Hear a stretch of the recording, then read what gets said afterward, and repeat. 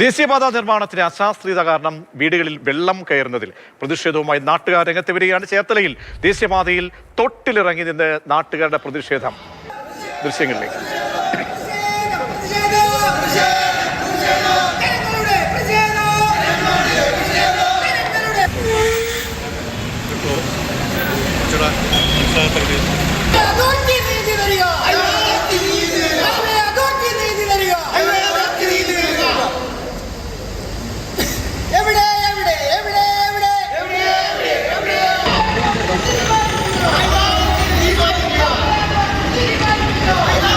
രഘുനാഥ് നാരായണൻ ചേരുന്നുണ്ട്. രഘു, അസാധാരണമായ പ്രതിഷേധമാണ്. മറ്റൊരു നിവർത്തിയുമില്ലാത്ത ഒരു ജനത, ആ മേഖലയിലെ ആളുകൾ, അത് അശാസ്ത്രീയ നിർമ്മാണവുമായി ബന്ധപ്പെട്ട് അവരുടെ പരാതിയടക്കം പലപ്പോഴായി പറഞ്ഞ് മടുത്തതാണ്.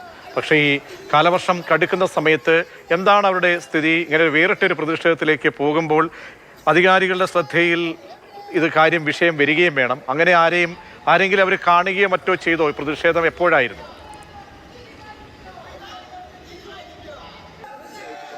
ഉച്ചയ്ക്ക് 2 മണിയോടുകൂടിയാണ് ചേർത്തലയിൽ ഇത്തരത്തിലുള്ള ബിജെപിയുടെ നേതൃത്വത്തിൽ പ്രതിഷേധം സംഘടിപ്പിച്ചത്. അവിടെ AS കനാലുണ്ട്, ആലപ്പുഴ ചേർത്തല കനാല്. അതിലൂടെയാണ് ആ ഭാഗത്തുള്ള തോട്ടിലൂടെയാണ് ആ ഭാഗത്തുള്ള മഴവെള്ളമൊക്കെ ഒഴിച്ചു പൊക്കോണ്ടിരുന്നത്. എന്നാൽ ദേശീയപാത നിർമ്മാണത്തിന്റെ ഭാഗമായി ഈ AS കനാൽ ചിലയിടങ്ങളിൽ ബണ്ട് നിർമ്മിച്ചിട്ടുണ്ട്. ആ ബണ്ട് നിർമ്മിച്ചപ്പോൾ ചെറിയ ഓട മാത്രമേ ഇട്ടു. അതായത് വീതി ഉണ്ടായിരുന്ന തോട് ബണ്ടിലേക്ക് അടച്ച് ചെറിയ ഓടയാണ് ഇട്ടിരിക്കുന്നത്. ആ ഓടയിലൂടെ മാത്രമാണ് ഇപ്പോൾ വെള്ളം പൊക്കോണ്ടിരിക്കുന്നത്. അതുകൊണ്ട് പ്രദേശത്തെ ഒരു 10-25 വീടുകളിൽ വെള്ളം കയറിയിട്ടുണ്ട്. ആ ബണ്ട് പൊളിച്ചു നീക്കണമെന്ന് ആവശ്യപ്പെട്ടാണ് BJPയുടെ പഞ്ചായത്ത് അംഗത്തിന്റെ നേതൃത്വത്തിൽ അവിടെ പ്രതിഷേധം സംഘടിപ്പിച്ചത്.